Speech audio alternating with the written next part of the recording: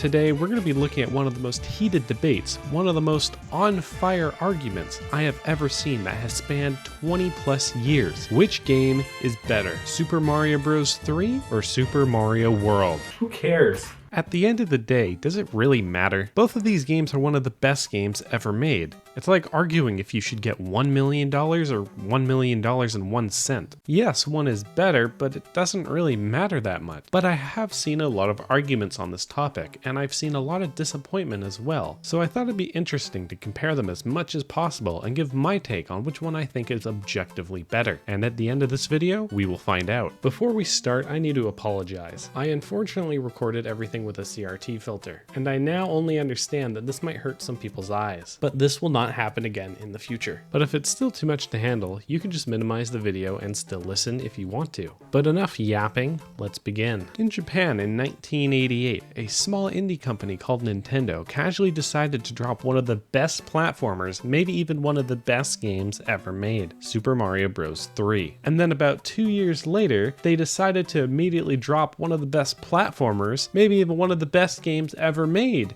Again! No, not that one. Super Mario World. Both games were received very well and are still known as some of the best games ever made. But during this time, when the jump from Mario Bros. 3 to World happened, there were some people that were disappointed. I still see comments to this day of people on random forums saying it was disappointing going from Mario Bros. 3 to World. So that's where I come in. As previously mentioned, I'm going to be playing through both of them and seeing which one I find objectively better. I'm going to be comparing what I can between each game. There will be some things that both games do really well. These are mostly up to opinion because it's not objective which one is better, they both do them really well. But there are things in here that one game does better than the other multiple times, so we'll be looking at those as well. We are going to be playing the first release of both games, meaning I will be playing Mario 3 on the NES and Mario World on the Super Nintendo. But with that out of the way, let's finally begin. Upon launching both games, you get presented with, who cares? Mario has always been a gameplay first game, but it does have its tidbits of story in both games. Mario 3, to put it simply, is about getting the royal magic wands Bowser's children have stolen and then defeating Bowser. Mario 3 doesn't actually have a kidnap the princess story until the final world where Bowser writes you a letter saying he did that. That's spoilers!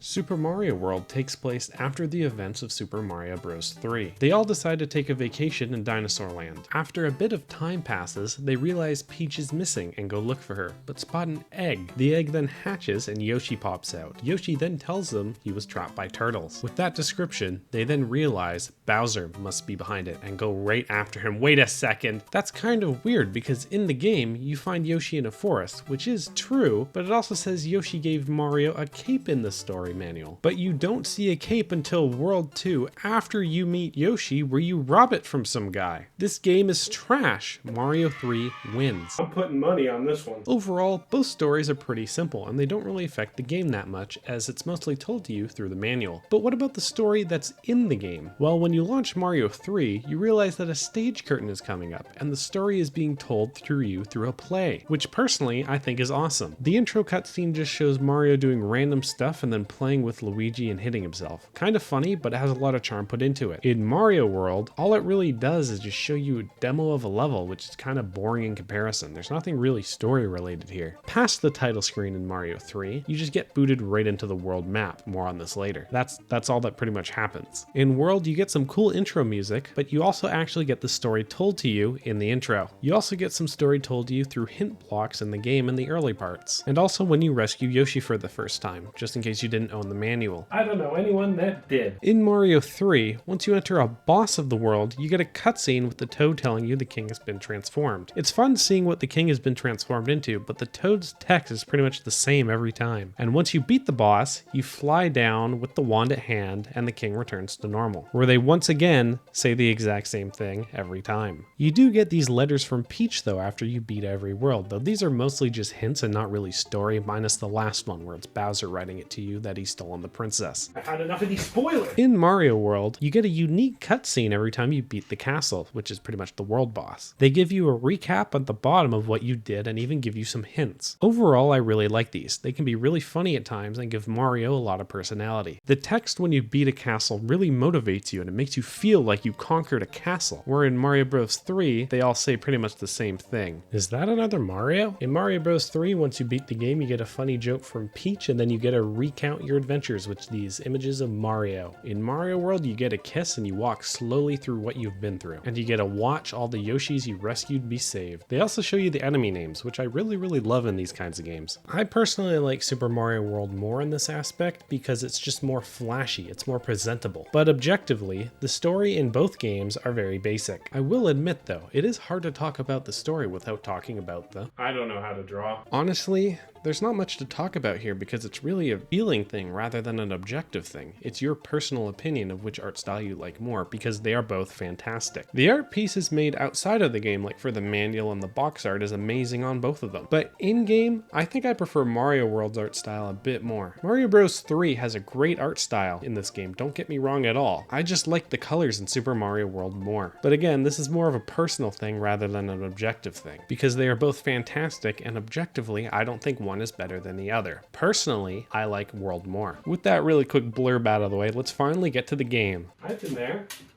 Wait. Actually selecting a level and getting into the level in both games works the exact same way. You just move to the level you want to play on the world map, push the confirm button, and you can play it. But in Mario World 3, from my understanding, you cannot replay levels. If you want to replay a level, you have to restart the whole game. In Mario World, once you beat a level, you can go back to it anytime. This even includes the destroyed castles, but for some reason you have to hold L and R at the same time to go back into them, which is really weird. In fact, this is so weird and obtuse that the manual doesn't even say you can do it. It says you can't do it, but you can. This game sucks! But besides that, obviously replaying levels is always better, and it's pretty much been the standard in games going forward. Though the annoying thing is, in Mario World, if you want to replay a level, you have to walk all the way over to that level. This can take a lot of time if you don't have the Star World unlocked. In Mario World, the map just functions as a way to pick the level. That's pretty much it. In Mario 3, it not only functions as a way to pick a level, but is also a way to find secrets and explore the map as well. It almost feels like the world map is a level on its own. You can also bump into minigames, which are simple stuff like match 2 cards or spin the roulette wheel. You can even find toads that give you items, or fight enemies that walk around the map to also give you some items once you defeat them. This world map feels way more engaging, whereas Mario World is just that's a map. But for the themings of each map, Mario 3 has 8 worlds: Grassland, Desertland, Waterland, Giant Land, Skyland, Iceland, Pipeland, and Darkland. And they are all unique. Each one is pretty different. Mario World has 9 worlds: Yoshi's Island, Donut Plains, Vanilla Dome, Twin Bridges, Forest of Illusion, Chocolate Island, Valley of Bowser, Star World, and Special Zone. You would think that because of the higher number, there'd be more unique worlds. Well, that's where you're wrong. There may be 9 zones, but there's maybe only 5 really unique zones. The rest just kinda look the same. World 1 and 2 pretty much look the same. World 3 and 7 are just a cave. World 4 is bridges, which is unique. World 5 is a forest, which is also unique. And World 6 is a chocolate mountain, which are all unique. But World 8 and 9 are just starry sky. So that would mean that there's 5 unique worlds. But if you think the 2 star worlds just being a starry sky, even though they kind of look completely different, stretches it, let's just say there's 6 unique worlds. Even with 6 unique worlds, that's still less than Super Mario Bros. 3. But as I previously said, I'm only talking about the exploration and the theming of the world select, and this does not correlate to the levels. But I think it's time we finally talk about the levels. About damn time. Mario Bros. 3 has 90 levels, but Mario World has 73 levels. Well, at first it may seem that it's an obvious downgrade. I understand what you're thinking, dear viewer, but let me explain something to you. Mario Bros. 3 does not have checkpoints. How does this relate? Well, because of this, the levels are a lot shorter to accommodate for that fact. The levels in Mario Bros. 3 are very small. In Mario World, the levels do have checkpoints, which allow the levels to be way longer. However, making a level shorter or longer doesn't necessarily mean that it will be better. Because let me tell you, Both games have amazing level designs. You will be seeing something new in almost every single level, whether it's a new gimmick or a new enemy or a new theme. There will always be something new in both games to shake you up. There are very few bad levels in these games, but I think it's easier to compare them if I describe the bad levels of both games. Both games have their share of bad levels, but there are very few of them. I feel like the bad levels in Mario 3 are more memorably bad. I still remember level 6-5 to this day. You run through the whole level to get to the pipe at the end, which throws you back into the middle of the level, though you think, okay, where do I go? Well, you see that there are holes at the top of the level, so maybe you have to fly up there. So you have to have the raccoon suit, which lets you fly before this to be able to fly up there, unless you find it in this level. But if you get hit when you have it,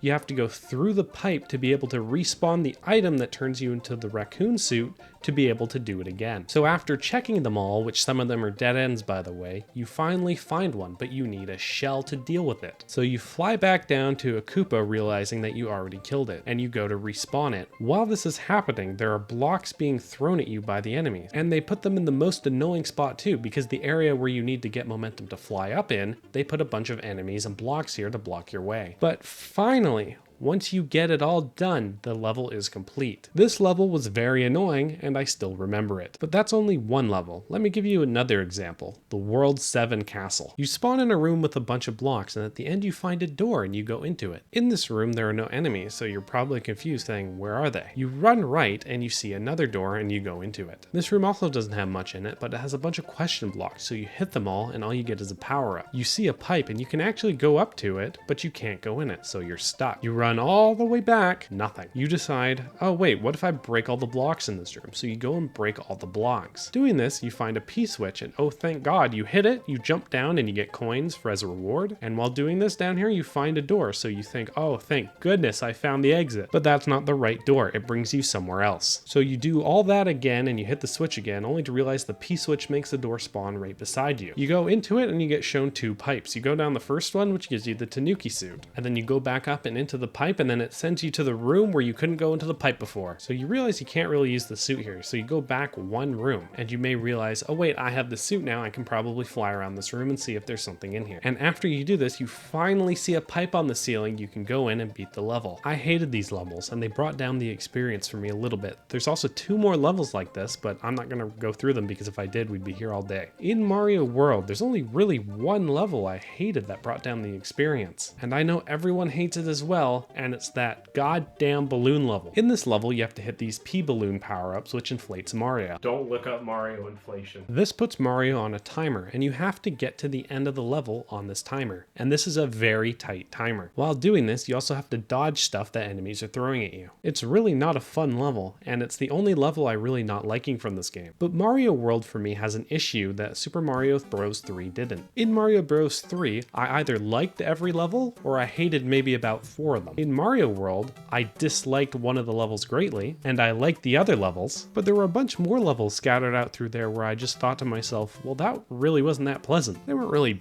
bad levels, they were just kind of blech. Like this level here where the floor and ceiling are trying to kill you, it's just boring. It's not bad, I just didn't feel anything from this. This feeling did not happen once the entire time I played Mario Bros. 3. But I actually think I might know why this is. In Mario 3, the levels feel complete. It feels like the levels have thought, time, and effort put into every single one of them to try and achieve something. This could be making a level centering around a mechanic like the sun trying to kill you, maybe center around a power-up like the shoe power-up, or maybe it's just there to try and teach you something or maybe challenge you something. This even applies for the levels I didn't like either. Do you remember that Koopa Shell level I didn't like where you have to fly up with the raccoon suit? There was a goal here and they achieved it. They made the level about exploration and finding things. That was the entire goal of the level and they nailed it on that aspect. Unfortunately, it is not a good level, but the thought behind it, they succeeded in. Mario World feels like this as well for some of the levels. It's why a bullet bill comes at you in the first couple seconds of the game. The main goal of this level is to teach the player the new mechanics about this game. However, I feel like the aspect of trying to achieve a goal of one of the levels is kind of lost on some of them later on. And don't get me wrong, even when I think the devs haven't put that much thought into some of these levels, they can still be kind of fun. Let me give you an example here. We have a bunch of square yellow blocks blocking you and a bunch bunch of shells everywhere. Why?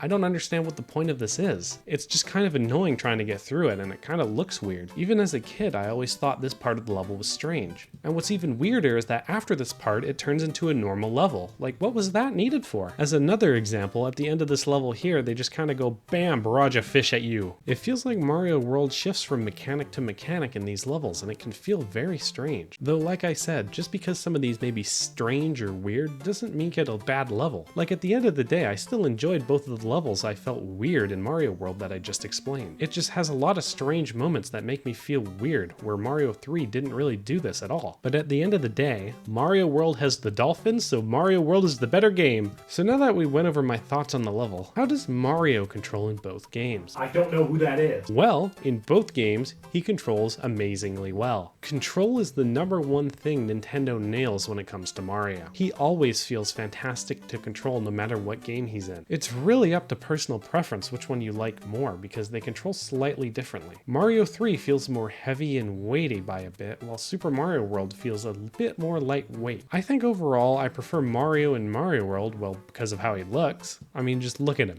He's a funny guy. And well, I just like how he controls more. I like how free and lightweight he feels. But again, both control really well, and this is just my personal preference. Not to mention the underwater controls as well. In Mario 3, Mario is just so heavy to control underwater, you need lots of acceleration to get going. Whereas in Mario World, it's a lot better and easier to control them. You can even grab items underwater to make you swim faster. Speaking of holding items, you can hold items in both games. In Mario 3, that's only really shells, and you can kick them forward, and that's pretty much it. In Mario World, you can hold other things as well, like P-blocks, and you can also kick everything above you. This allows you to dispatch flying enemies, which I think is awesome. Onto the power-ups, Mario 3 blows World out of the water. You get 8 power-ups in this game, 2 pretty much being the same. And in World, you can only get 5, and one of them is more so a temporary gimmick. All the power-ups in each game are very good, and they add variety to the gameplay. And it's obvious that more is better, but there's some I want to go through for both games. For Mario 3, like I said, 2 of the power-ups are the same. I'm not really sure why they did this. The only difference is that one of them lets you turn into a statue. This lets you evade enemies and also crush them if you use it from above. The green shoe power-up is also really cool, but it's only in one level.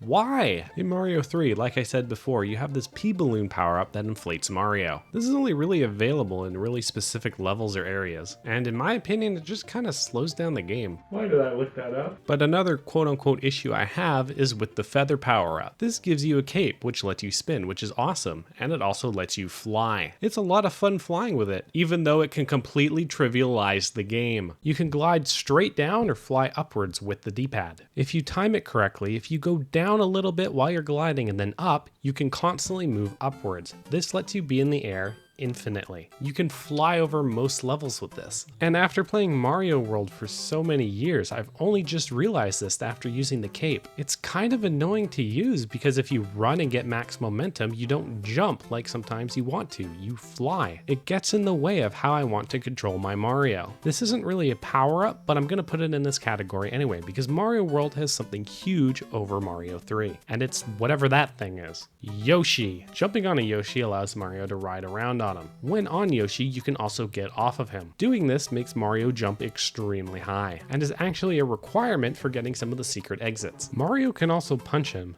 No wonder all these memes of Yoshi being sacrificed came from this game. Mario's abusing this poor guy. But when you punch him, he sticks out his tongue. Doing this lets him grab enemies and items if needed. If he grabs an item, you can hold it in your mouth and then spit it back out later. However, if you eat a Koopa, there are 5 different things that can happen. I guess if you want, these can count as 5 additional power-ups, but I wouldn't really count them as that. I'll explain why in a bit. But when Yoshi eats a green shell, he can spit it back out. When Yoshi eats a red shell, he could spit it back out, but 3 flames of fire come out instead. If Yoshi eats a yellow shell, anytime he jumps and lands, there will be an earthquake around him. That'll dispatch enemies around him. And then the best one, the blue shell. This gives Yoshi wings, which lets him fly anywhere. You just push B and he goes up or down, anywhere you want, really. There's also a rare chance you might find a rainbow shell, which is constantly swapping out of the colors. If you eat this, he gets every single one at once. Like I said, this would be cool, and I would count these as power-ups, but you don't really get to use these that much. And they're also only time limited, meaning they last about 10 seconds before Yoshi eats the shell. However, I'm not going to downplay Yoshi's appearance. This is the first time Yoshi was playable in a mainline Mario game, and honestly, Yoshi is an amazing addition to every single Mario game. You may have noticed this blue thing at the top of World. If Mario already has a power-up and he picks up another one, the one he currently has gets stored into the top, and you're able to call it down by pushing select. This basically allows you to get hit an additional time. Mario 3 doesn't have this, but what it has instead is a full-on inventory system in the world map. Mario Worlds affects the gameplay more as it lets you call it down anytime you need to, whereas in Mario 3 you can't really do that and you can only use it at the start. You can't get extra help in the middle of the level, only the start of the level. I like Mario 3 a bit more here in this aspect, because if you need the item that you want to use in a certain point of the level, you have to use it at the start, not get hit, and then make it to that point you want to use it at. This allows for more challenge, whereas in World you can kind of just use it whenever you want. But that's who Mario is. This is what he is. But enough of that. I'm curious, how's the music? I mean, okay, come on, it's Mario music. What do you want from me? Of course it's gonna be good. This one's like impossible to compare. They both do a really good job. They set the tone for what's in the game and what's happening. The caves sound like caves.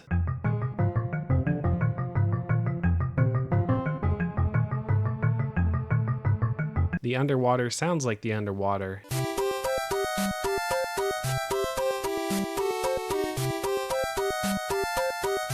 And the bosses, well, it sounds like you're fighting a boss.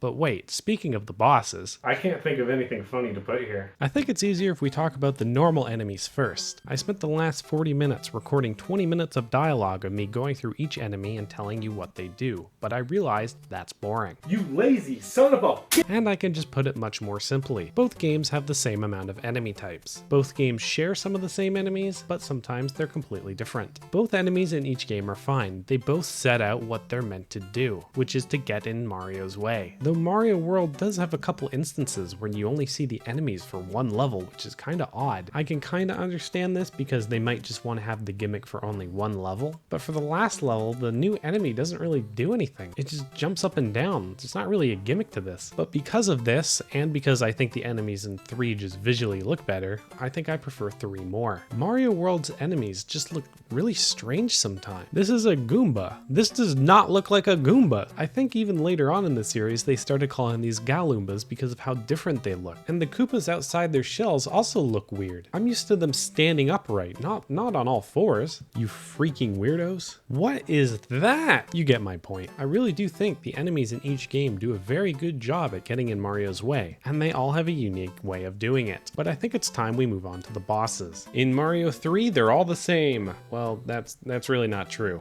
kind of. Most of the main final bosses of each world are pretty much the same. They just shoot different stuff at you. Some of them can be different sizes or maybe cause the ground to shake. One of them is on a ball, but they all pretty much just shoot at you, and the way to beat them is the same. You just jump on them 3 times. There is another boss that you fight in the smaller castles that you will fight a ton, but he's pretty much the same thing every time. But he's really easy to beat. In fact, all the bosses here are. You just jump on him 3 times really quickly. He can't even move. A fix for this would be probably making him invincible for around 2 seconds after being hit or something. But that's really all the bosses in this, unless you count the enemies on the map as bosses, but those are just normal enemies you have to beat. So I don't really count that. But those are all the bosses, but don't you worry, I'll talk about Bowser soon. Mario World I feel has more unique bosses, but they kind of repeat after a while. They also look really weird. I don't know why they look like this. Iggy and Larry you just jump on until they get knocked into the lava. Larry is the slightly harder one because there's fireballs coming at you. Morton and Roy you jump on until they die. Both are very easy. I beat them both so fast I don't even know what makes the fight different. Lemmy and Wendy you jump on when they come out of the pipe, while fake ones also come out to try and trick you. Wendy's the harder one here because there are fireballs flying around. And then all on his lonesome, there's Ludwig being the unique one where you kind of just have to jump on him while avoiding the fireballs.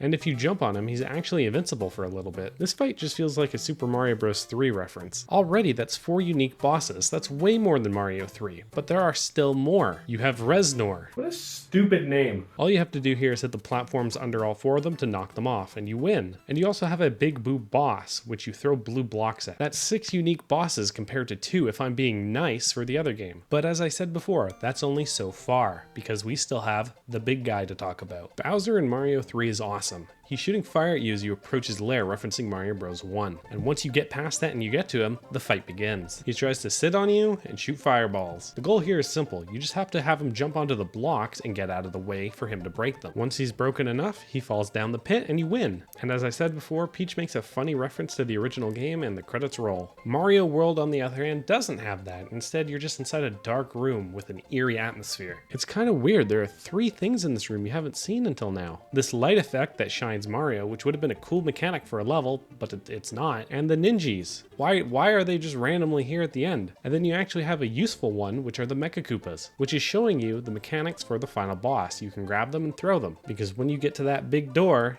he appears. The background thundering, the amazing music, the sheer size of Bowser. This is an amazing atmospheric fight, but all you do is you just kind of throw stuff at him. Yeah, both fights are kind of really simple. I'd say Mario World is a bit harder because it expects you to know how to throw stuff better. But once you throw enough stuff at him, the game is over. You rescue Peach, you get a kiss, and then credits roll. Personally, I think I prefer Super Mario World here. The atmosphere in the fight is just amazing. But objectively, the fights themselves for both of them are really simple. I actually don't know which one would be better. I think they might even be around the same. But as the credits roll, so does the end of this video. But now that I talked about everything I think that was worth talking about, and if I had to guess, I probably called one of the games Mario World 3 somewhere in here. But what are my thoughts? What is the point of this video? Who cares? On a personal level, I like Mario World more. I personally always have a great time with it. I prefer the art style more, and I prefer the way Mario controls more. But that's just my personal opinion. That's not the point of this video. The point is being objective. And objectively, I really just think Mario 3 is the better game. The levels are small and compact, and it really shows what the devs were going for in each level. The interactivity of the world map is amazing, and it's always fun finding secrets. There's also just so much more power-ups to use. I can completely understand being disappointed if you went from Mario 3 to Mario World. It feels like a step down in a lot of the aspects I just mentioned. However,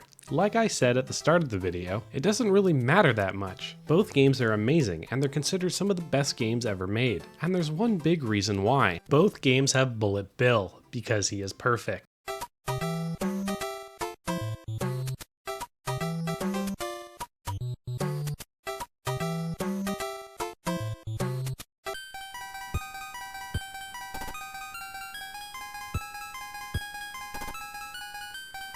Welcome to the secret part of the video. There's probably a bunch of other stuff I forgot, but I just remembered this and I decided to talk about it.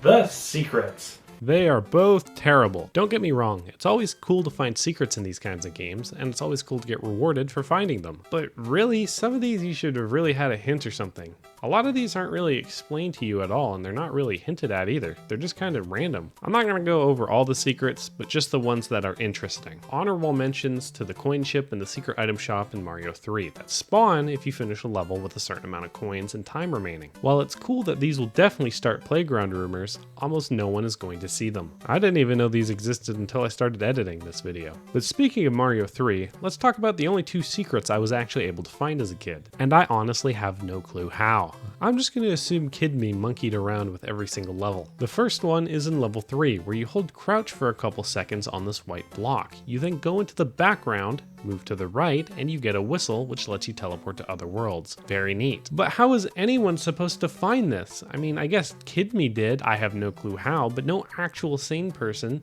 is going to find this. But luckily, I'm not sane. There's not really any hints here, it's just the block by itself. I think most people would just assume this is part of the level. I really don't know why I decided to crouch here for a couple seconds as a kid. I also found the secret in the next level, the mini castle. I mean, I guess there is a hint in this one with the leaf here telling you, hey, you can fly here, but I'm not sure most people realize that they were actually able to fly to the top here, go to the right, and then go to a secret room, which gives you another whistle. You know what? I'm gonna give this one a pass. It gave you a hint, so yeah, you know what? This one gets a pass. But those are really the only secrets in the level levels themselves that I actually know. I don't really want to look up the other ones because if I replay this, it might be cool being able to find it on my own again. Moving on to the next game, Mario World is horrible with its secrets. I mean, some are fine, you just find a little alternative exit in a level, who cares? But some of these are insane. What's worse is that they don't really reward you with items. You get rewarded with new levels, so if you don't find these, you'll be missing out on levels, which is what happened to me. Though the secrets in this level really make it feel like the game's more about exploration rather than the last game. Anyway, there's only one actual level that gives you an item, I guess, if you beat it and find the secret exit. So let's start with that one, the ghost house. Well, at the start of the level, you just fly up past these ghosts in the corner. I have no clue how I figured that out as a kid. Anyway, once you do that, you unlock the top secret level, which gets you Yoshi, and it lets you refill on any items you want. Pretty cool reward, but there's not really any hints or anything that tells you how to do this. It would have been nice or something. I would say maybe that a hint is the world map having this empty part above the ghost house, but there's a lot of parts on the world map that just have empty areas. I thought there was something in this cave for the longest time, but let's talk about the two secrets I never found until years and years later. These are insane. For the first one, it's past the goalpost. There's no way to know this, but guess what you have to do? You have to get Yoshi and take him over these saws, and you wouldn't even think you're able to jump on these, but you can. This doesn't even look right. And then you get to the goal, and once you're at the goal, you jump under the goal and then sacrifice Yoshi to get an extra jump to go past the goalpost. Once you do, you will find the secret exit. But man, I never found this for the longest time. None of this feels natural. Like, it doesn't feel right just jumping on these saws with Yoshi. It doesn't feel right sacrificing Yoshi. It's just strange. I don't think I would have ever found this without the power of Google. And it's the same with the next level too, which in my opinion is even worse. For years, I have always wondered how you get to this castle. Well, you go into this level right here, and then you go to this absolutely random part of the cave, and you fly up to the top left. It doesn't even look like you can fly here. There's no hints, nothing. How would you ever figure this out? But those are pretty much all the secrets I wanted to talk about. While it's cool you can get more levels from finding the secrets in Mario World, finding them can be annoying or weird. But overall, I think I prefer Mario Bros. 3 here because you can play every single level. They're not stuck behind weird secrets or something. But you get rewarded for finding weird secrets in this one with items instead, which I think is cool. You know, unless you count the coin ship level as a level, which I don't really count that much. But overall, I think I prefer Mario 3 in this aspect. But that is the end of the video. I think objectively again, Mario 3 is better, but that's just my opinion. Someone could say Mario World is objectively better, and that's totally fine, but they better watch their back. Dear YouTube, in accordance with the law, I must inform you that the previous statement was a joke, and I will not inflict harm on any of my viewers or non-viewers who are currently watching this video, or have watched the video or heard this joke from someone else. I completely understand that harming someone for having a different opinion on a video game is not morally correct, and is something that I'm not willing to ever do in my life. And I would like to sincerely apologize for the way I acted. Signed, Horn Clubs.